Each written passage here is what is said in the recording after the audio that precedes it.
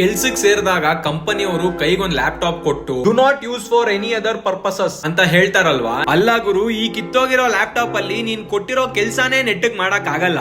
ಸುಮ್ನೆ system slow ಆಗ್ಬಿಡ್ತಿರುತ್ತೆ, sudden ಆಗಿ software issues ಬಂದ್ಬಿಡುತ್ತೆ. ಬೆಳಗಿಂದ ಕಷ್ಟಪಟ್ಟು ಕೆಲಸ ಮಾಡಿರ್ತೀನಿ, ಅದೇ ಟೈಮ್ಗೆ ಲ್ಯಾಪ್ಟಾಪ್ ಆಫ್ ಆಗ್ಬಿಡುತ್ತೆ. ಈ ಕುತ್ಕೊಂಡ್ ಕೆಲ್ಸಾನೆಲ್ಲ ಫಸ್ಟ್ ಇಂದ ಮಾಡ್ಬೇಕು. ವಾರಕ್ಕೊಂದ್ 10 ಸಲ ಟಿಕೆಟ್ ರೇಸ್ ಮಾಡು, ಪದೇ ಪದೇ ಲ್ಯಾಪ್ಟಾಪ್ ನ IT ಡಿಪಾರ್ಟ್ಮೆಂಟ್ ತಗೊಂಡು ಹೋಗು, ಮತ್ತೆ ಲ್ಯಾಪ್ಟಾಪ್ ನ ರೀಸ್ಟಾರ್ಟ್ ಮಾಡ್ತಿರು. ಇಷ್ಟೇ ಜೀವನ ಆಗ್ಬಿಟ್ಟಿದೆ. ಈ ಲ್ಯಾಪ್ಟಾಪ್ ನ ಇಷ್ಟ ಸಲ ರೀಸ್ಟಾರ್ಟ್ ಮಾಡೋ ಬದಲು ನಿಮ್ ಕಂಪನಿನ ಬಿಟ್ಟು ನನ್ನ ಲೈಫ್ ನ ರೀಸ್ಟಾರ್ಟ್ ಮಾಡಿದಿದ್ರೆ ಇವತ್ ಎಲ್ಲೋ ಇರ್ತಿದ್ದೆ. ಲಾಗಿನ್ ಆದಾಗಿಂದ ಲ್ಯಾಪ್ಟಾಪ್ ನ ಸರಿ ಮಾಡೋದ್ರಲ್ಲೇ ಕಾಲ ಕಳೆದ್ರೆ ನೀನ್ ಕೊಟ್ಟಿರೋ ಕೆಲ್ಸ ಯಾವಾಗ ಮಾಡೋದ್ ನಾನು? ಈ ಕಿತ್ತೋಗಿರೋ ಲ್ಯಾಪ್ಟಾಪ್ ಗೆ ನಾನು ಆಫೀಸ್ ಅಲ್ಲಿ ಇದ್ದಾಗ ಏನು ಆಗಲ್ಲ. ನಾನ್ ಮನೇಲಿ ವರ್ಕ್ ಫ್ರಮ್ ಹೋಮ್ ಹಾಕಿಸ್ಕೊಂತೀನಲ್ಲ, ಆವತ್ತೇ ಕೈ ಕೊಡುತ್ತೆ. ಈ ಲ್ಯಾಪ್ಟಾಪ್ ಗೋಸ್ಕರ ನಾನು ಈಗ ಆಫೀಸ್ ಹೋಗ್ಬೇಕಾ? ನೀವ್ ಕೊಡೋದೇ ರೀಫರ್ಬಿಶ್ ಲ್ಯಾಪ್ಟಾಪ್, ಫೈರ್ ವಾಲ್ ಎಲ್ಲ ಹಾಕಿ ಅದನ್ನೇ ರೀಸೈಕಲ್ ಮಾಡ್ತಿರ್ತೀರಾ. Do not use for any other purpose ಅಂತೆ. ಕಿಚನ್ ಅಲ್ಲಿ ತರಕಾರಿ ಕಟ್ ಮಾಡುವಾಗ ಕೆಳಗ್ ವೆಜಿಟೇಬಲ್ ಬೋರ್ಡ್ ಆಗೋ, ಗಲ್ಲಿಯಲ್ಲಿ ಕ್ರಿಕೆಟ್ ಆಡುವಾಗ ಬಾಲ್ ನ ಹೊಡಿಯಕ್ ಬ್ಯಾಟ್ ಆಗೋ ಯೂಸ್ ಮಾಡೋಕ್ ಬಿಟ್ರೆ ನೀವ್ ಕೊಟ್ಟಿರೋ ಲ್ಯಾಪ್ಟಾಪ್ ಇನ್ ಯಾವ್ದಕ್ಕೂ ಯೂಸ್ ಆಗಲ್ಲ. ಅಲ್ಲ ಕಣ್ರೋ, ಅಷ್ಟೆಲ್ಲಾ ಕಾಸ್ ಮಾಡ್ತಿರಲ್ರೋ. ಎಲ್ರಿಗೂ ಒಂದೊಂದ್ ಹೊಸ ಲ್ಯಾಪ್ಟಾಪ್ ಕೊಡ್ಸ್ಬಿಡಿ, ಪದೇ ರಿಪೇರ್ ಖರ್ಚು ಮಿಕ್ಕುತ್ತೆ, ಕೆಲ್ಸಾನು ಸ್ಮೂತ್ ಆಗಿ ನಡೆಯುತ್ತೆ. ಈ ಲ್ಯಾಪ್ಟಾಪ್ ಕೊಡೋ ಕಾಟಕ್ಕೆ ನನ್ ಕೈಯಾರೆ ಕಾಸ್ ಹಾಕಿ ಕಂಪನಿಗೆ ಒಂದ್ ಹೊಸ ಲ್ಯಾಪ್ಟಾಪ್ ಕೊಡ್ಸ್ಬಿಡೋಣ ಅನ್ಸ್ತಿರುತ್ತೆ. ನೀವು ಕೊಡೋ ಲ್ಯಾಪ್ಟಾಪ್ಗೂ ನೀವಿಡೋ ರೂಲ್ಸ್ಗೂ ಒಂದ್ ದೊಡ್ಡ ನಮಸ್ಕಾರ ಗುರು.